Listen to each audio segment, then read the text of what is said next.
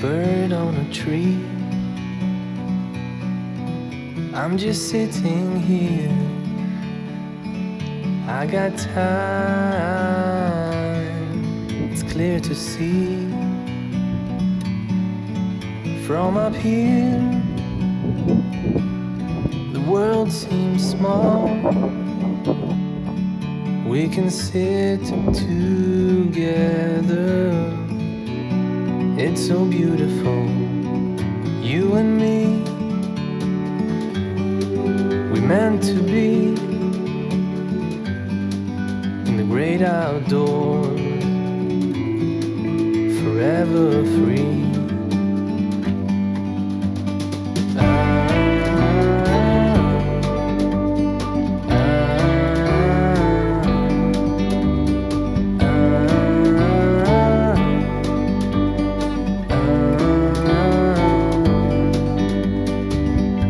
Sometimes you need to go and take a step back to see the truth around you. From a distance you can tell.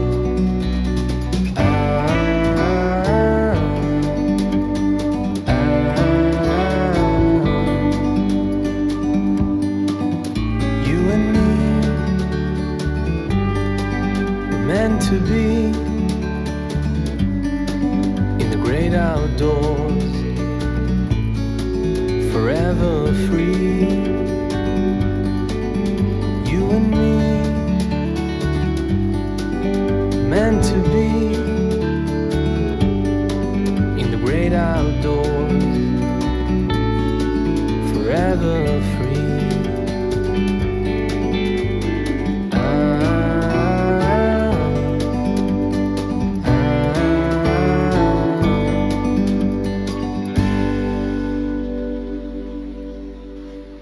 Alors bonjour, c'est Laetitia, bienvenue dans le module 2 Flammes Jumelles. Aujourd'hui nous allons parler de la rencontre des flammes jumelles. Alors pour vous situer un petit peu, voilà, après notre phase de préparation que vous avez vu dans la vidéo précédente et dans le coaching précédent, vient le moment de la rencontre, le moment que peut-être certains d'entre vous ont déjà vécu. Qu'est-ce que c'est la rencontre des flammes jumelles? Comme vous le savez, je vous l'ai déjà expliqué, les flammes jumelles sont une seule et même âme à l'origine et elles sont vouées donc à se retrouver à un moment donné dans les incarnations pour pouvoir continuer leur expérience ensemble. Elles vont donc à un moment donné arriver à cette quatrième dimension dont nous avons parlé précédemment, finalement se retrouver. Donc le moment est arrivé, vous rencontrez votre flamme jumelle. Comment cela va-t-il se passer? Alors quand vous allez le rencontrer, vous allez le savoir en fait. Un pont énergétique se crée immédiatement entre les deux partenaires, un pont que rien ne pourra plus défaire. On le sent et parfois même on le voit. C'est un pont extrêmement dense qui part du thymus pour aller au thymus de l'autre et qui relie les flammes jumelles d'une manière impossible à défaire en fait. Une fois que ce pont est mis en place, plus rien ne pourra jamais défaire ou remettre en question ce lien qui vient de se créer ou de se recréer, puisque les flammes jumelles à l'origine étaient une seule et même âme. Une fois que ce pont se recrée, bien sûr, la difficulté va être d'intégrer cette nouvelle relation à votre vie de tous les jours, à votre vie quotidienne, aux expériences que vous étiez en train de mener. Même si les choses se sont préparées en amont, finalement, il va y avoir quand même un grand bouleversement au moment de la rencontre. Le bouleversement va se situer sur les 5 points d'expérience, à savoir la vie familiale, la vie sociale, la vie sentimentale bien sûr, la vie matérielle et la vie spirituelle. Ces 5 aspects vont être beaucoup bousculés et va en découler finalement le début d'une nouvelle aventure entre guillemets, hein, d'un nouveau processus d'évolution qui mène finalement les flammes jumelles à être dans l'unité, c'est-à-dire à se retrouver pleinement et à pouvoir évoluer ensemble dans une mission commune. Donc au moment de la rencontre, vous évoluez dans l'expérience de votre incarnation sur les 5 différents plans. Nous allons détailler maintenant les 5 différents plans pour voir un peu comment cela va se produire et ce qui va être bouleversé donc dans votre vie. Nous allons commencer par le plan familial, puisque finalement c'est peut-être celui qui va être le plus impacté par cette rencontre avec votre flamme jumelle. Quand je parle du plan familial, je parle d'un ensemble de choses, c'est-à-dire votre famille d'origine, et puis bien sûr la famille que vous avez probablement construite jusqu'à la rencontre avec votre flamme jumelle. La difficulté va se trouver sur d'abord le point de cette famille que vous avez construite durant la première partie de votre vie.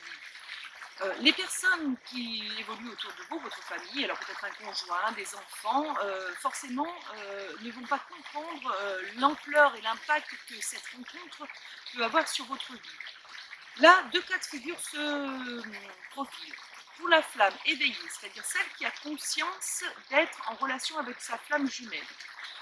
La rencontre va au niveau familial bouleverser les choses, ça c'est évident, mais va les bouleverser d'une manière relativement rapide. C'est-à-dire qu'en fait, dans le sens où elle a conscience dès le départ d'être en lien avec sa flamme jumelle, elle ira immédiatement mettre un terme à toute relation sentimentale et tentera de faire comprendre relativement rapidement à son entourage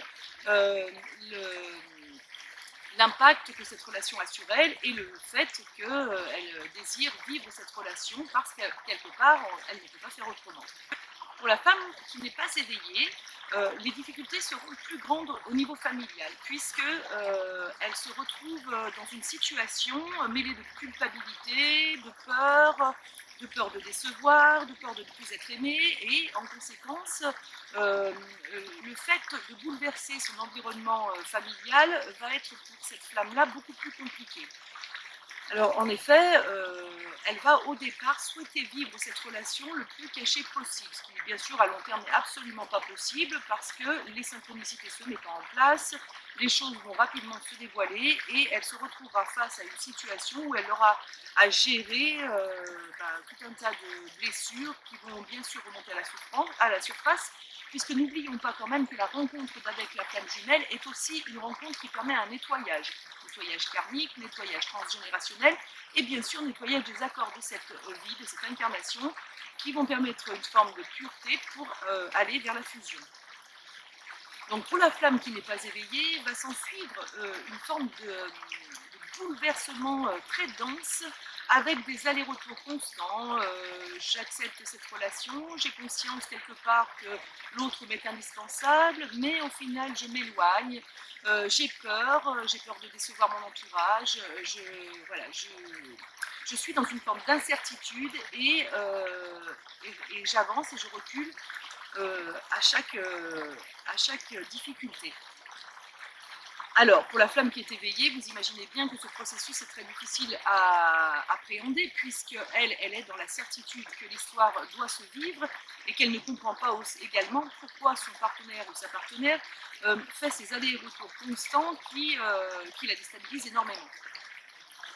Au niveau familial, ces difficultés vont durer jusqu'à la phase de séparation, c'est-à-dire que durant toute la phase de rencontre, même si les deux partenaires peuvent vivre une relation au grand jour et donc peuvent s'installer ensemble, commencer à évoluer ensemble et avancer, le contexte familial sera toujours un contexte difficile à gérer puisqu'il nécessite finalement le plus grand nettoyage par rapport à tous les autres aspects.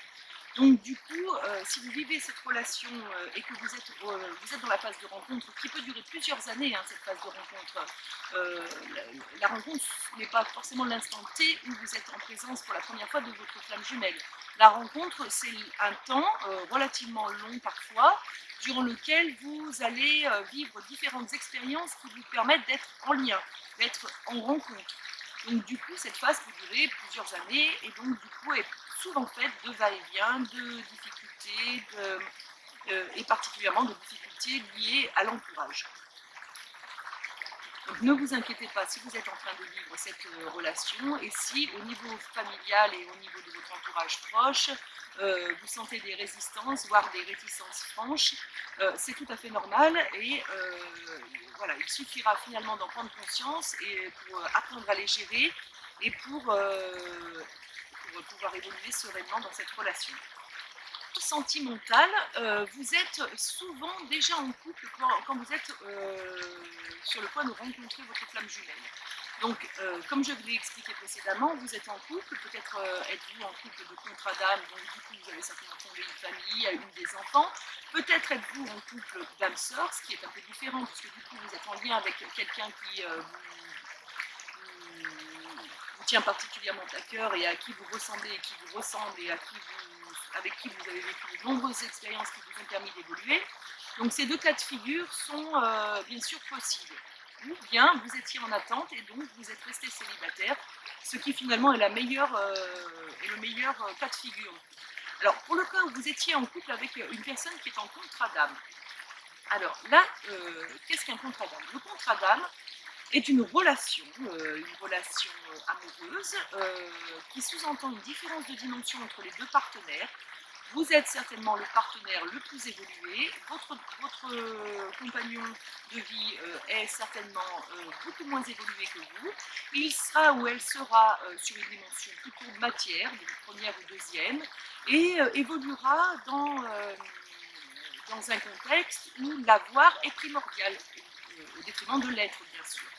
Donc du coup, le jour où viendra s'installer cette relation de flamme jumelle, le bouleversement pour votre partenaire sera tel qu'il aura l'impression d'avoir été lésé ou d'avoir fait des choses pour vous en entendant quelque chose en retour et puis bien sûr d'avoir l'impression de perdre finalement, d'avoir perdu son temps ou de s'être fait avoir.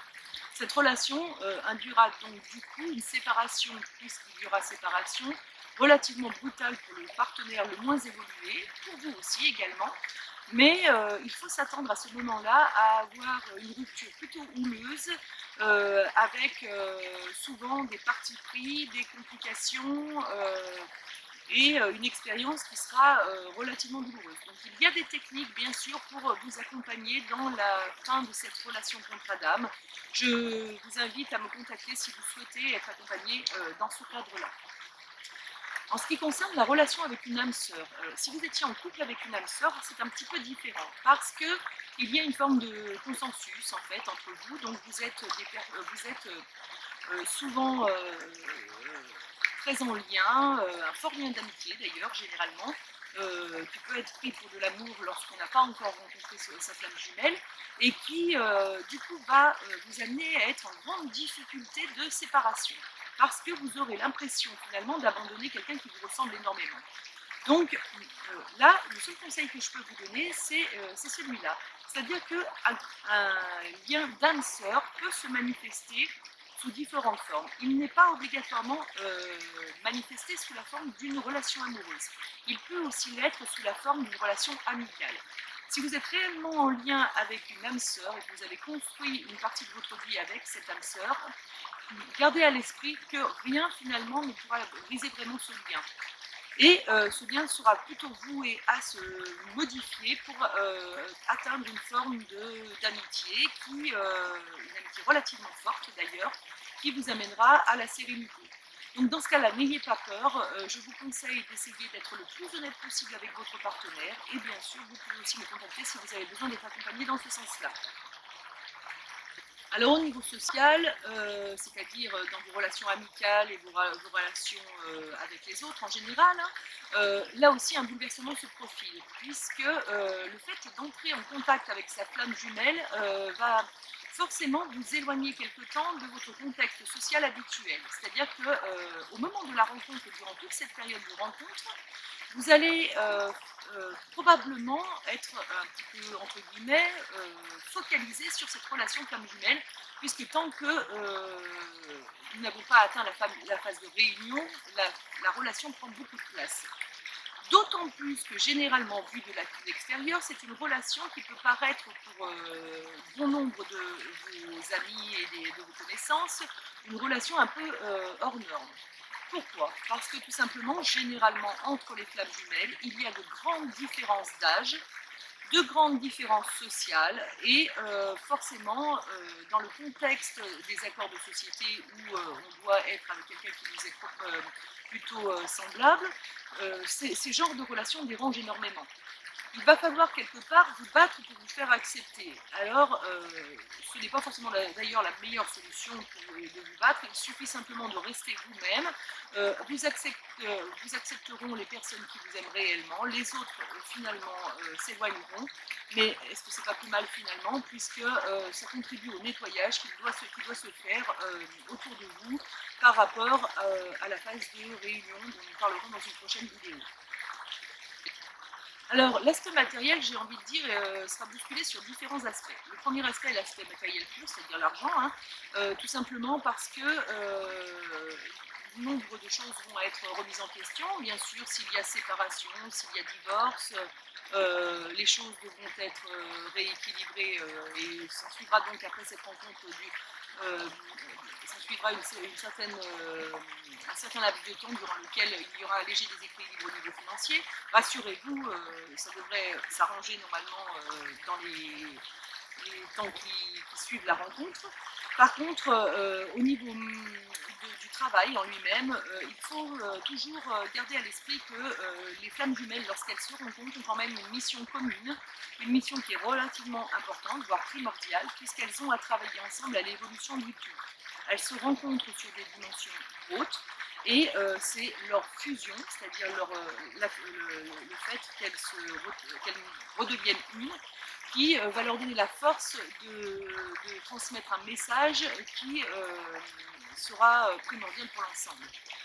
Forcément, pour transmettre ce message, il y aura un bouleversement au niveau du travail, de la vie de travail, tout simplement parce que, pour donner un exemple, si vous étiez comptable au moment de votre rencontre, très clairement, en étant comptable, on ne peut pas transmettre de message. Donc, il faudra forcément aller vers quelque chose de peut-être un peu plus spirituel, avec un aménagement des choses, même si il faut quand même garder à l'esprit que l'aspect matériel est important puisque nous sommes dans l'incarnation. Certains aménagements devront se mettre en place. Ceci ne sera vraiment valable qu'à partir de la période où la fusion va démarrer. Donc si vous êtes dans la phase de rencontre, pour l'instant, ce moment d'évolution n'est pas encore à l'ordre du jour. Nous en reparlerons quand nous parlerons de la phase de fusion. Et puis enfin, au niveau spirituel. Alors, au niveau spirituel, finalement, c'est là que s'accordent le mieux les flammes jumelles, puisqu'elles sont sur la même dimension, toujours, et qu'elles sont complémentaires. Complémentaires dans le sens où elles s'apportent l'une à l'autre l'expérience de l'une et de l'autre. Donc, cette complémentarité fait qu'elles ont les mêmes valeurs spirituelles, les mêmes ouvertures, les mêmes capacités, les mêmes dons. Et que donc du coup elles vont pouvoir partager ces capacités et ces dons pour s'entraider l'une l'autre et pour continuer d'évoluer encore plus rapidement. Le pouvoir spirituel qui est créé entre deux flammes jumelles qui se rencontrent est un pouvoir extrêmement important. Alors pouvoir dans le sens où possible, il est possible de, hein, pas le pouvoir dans le sens de l'ego. Il est possible de, donc, pour ces flammes jumelles, créer une énergie suffisamment dense pour faire bouger énormément les choses. Elles auront à travailler là-dessus, c'est-à-dire que c'est un phénomène qui ne se mettra pas en place facilement. Il leur faudra du temps pour apprendre à se coordonner, pour apprendre à s'accorder et pour réussir à mettre en place une œuvre, entre guillemets, qui sera bénéfique à la fois pour elles et à la fois pour l'ensemble. Donc, à partir du moment où le processus de fusion est engagé, vous verrez dans votre expérience que vous aurez une envie irrésistible de créer quelque chose avec votre flamme jumelle. Et cela est tout à fait normal puisque c'est dans l'ordre des choses pour les flammes jumelles. Nous allons revenir un petit peu sur le nettoyage qui s'opère au moment de la rencontre des flammes jumelles. Donc, je le redis, la rencontre est une phase qui peut durer pendant plusieurs années. Hein, c'est le fait de retrouver et de reconnecter avec sa flamme jumelle. Et donc se met en place forcément un nettoyage au long cours qui durera du coup le temps dont il y aura besoin pour que ce nettoyage soit effectif et qu'il mène à la séparation finalement, puisque la dernière phase du nettoyage est la phase de séparation. Donc en priorité, nous allons parler du nettoyage karmique. Alors vous le savez, le nettoyage karmique est donc forcément lié au karma. Le karma, ce sont toutes les expériences que vous avez vécues durant toutes vos vies et qui vous ont amené aujourd'hui à être qui vous êtes. C'est-à-dire au niveau de votre évolution, quel que soit le domaine dans lequel vous évoluez. Donc vous avez vécu de nombreuses vies. Vous êtes, si vous êtes en phase de rencontre, à la première vie avec votre flamme jumelle. Donc, vous avez évolué d'un côté, elle a évolué de l'autre. Vous avez vécu des expériences, elle a vécu ses expériences. Et ces expériences ont besoin d'être nettoyées et intégrées pour pouvoir fusionner elles aussi. Alors il faut savoir que les expériences karmiques de l'une valent les expériences karmiques de l'autre. Nous avons évolué sur différentes dimensions durant toutes nos incarnations. Votre flamme jumelle a également évolué sur différentes dimensions. Vous n'avez probablement pas expérimenté les mêmes dimensions, c'est même une certitude, puisqu'en fait, en étant une seule et même âme à l'origine, l'une d'entre vous a expérimenté certaines dimensions et l'autre certaines autres, leur expérience devant être finalement complémentaire et commune. Alors, il est possible que vous ayez des expériences ou des souvenirs d'incarnation qui vous reviennent et qui ne soient pas à vous en fait. Donc du coup, vous avez aussi à nettoyer finalement le karmique de votre flamme jumelle. En nettoyant, pour vous, vous nettoyez pour elle. Alors, comment nettoyer le karmique, vous me direz? Eh bien, c'est très simple, en fait, il suffit, enfin c'est très simple, non, ça ne l'est pas, mais il faut être vigilant à ce que vous vivez et aux expériences redondantes qui vous arrivent, qui vous sont arrivées dans votre dernière incarnation.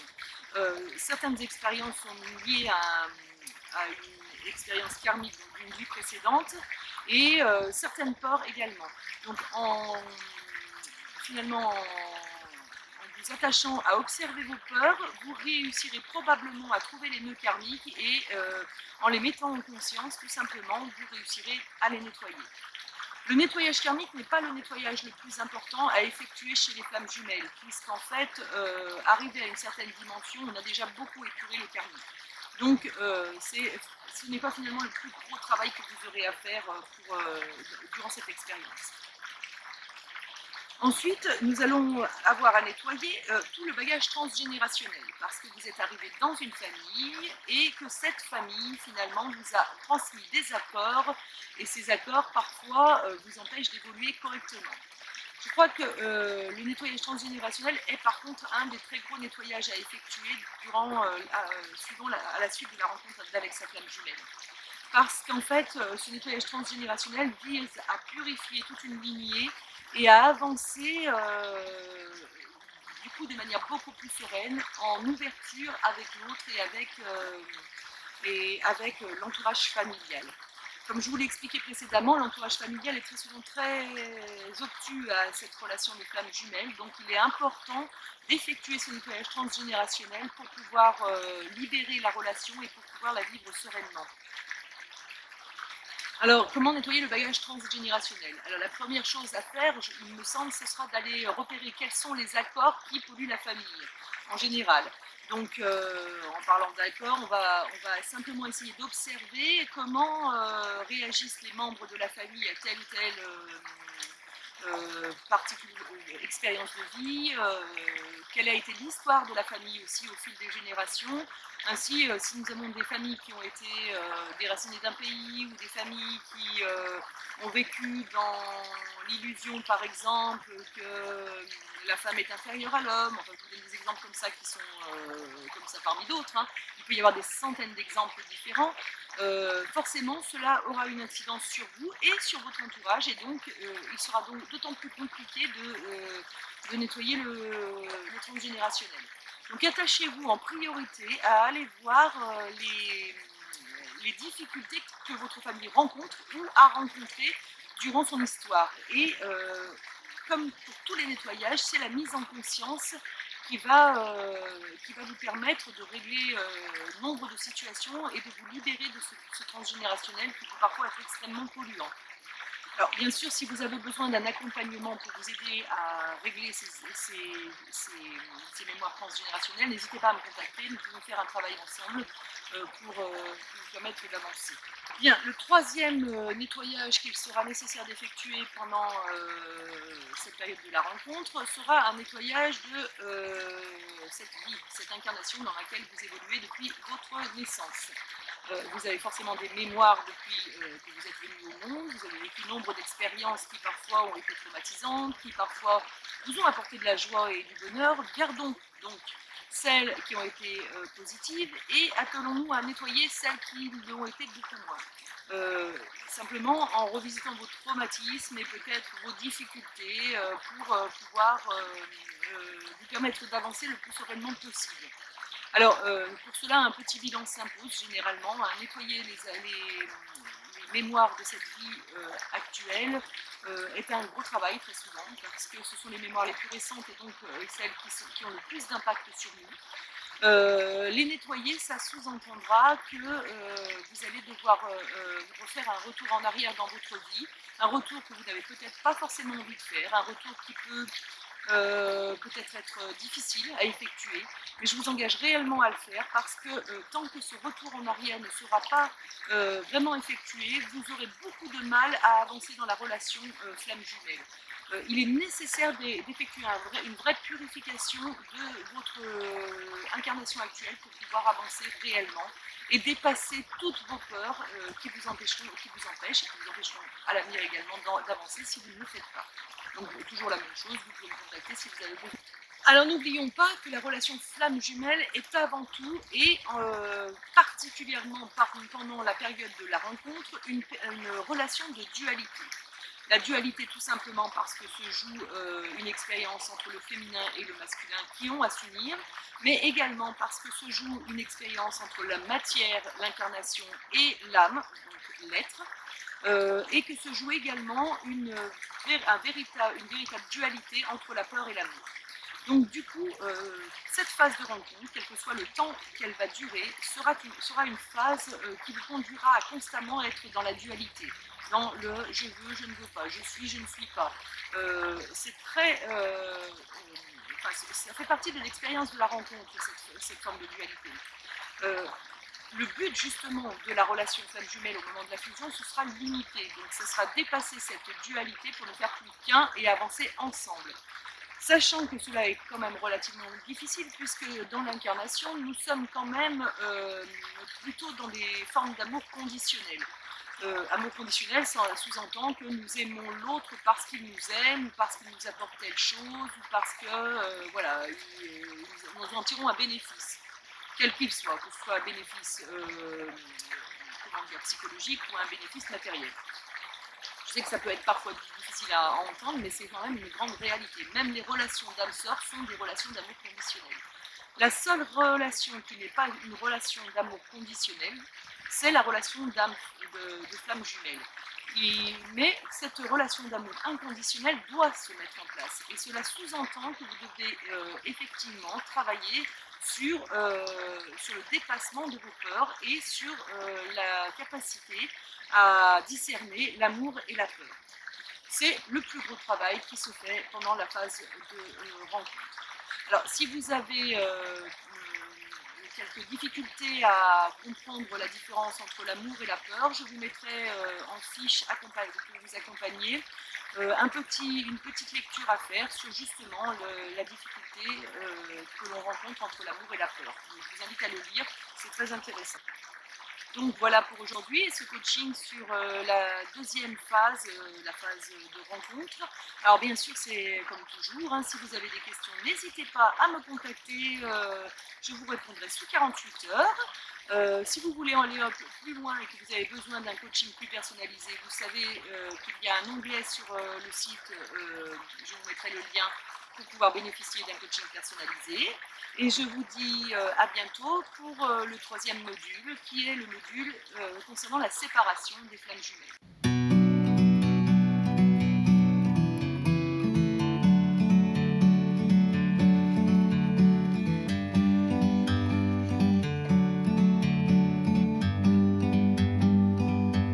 Like a bird on a tree, I'm just sitting here. I got time. It's clear to see from up here. The world seems small. We can sit together. It's so beautiful, you and me. We meant to be in the great outdoors, forever free.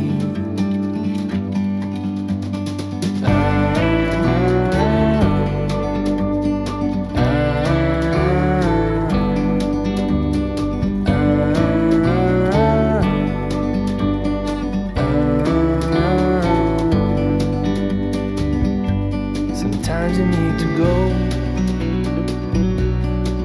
and take a step back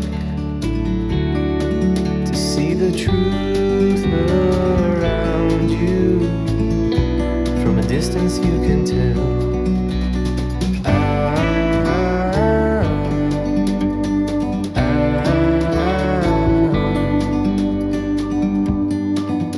You and me,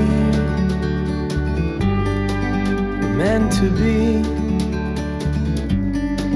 in the great outdoors, forever free. You and me, meant to be in the great outdoors.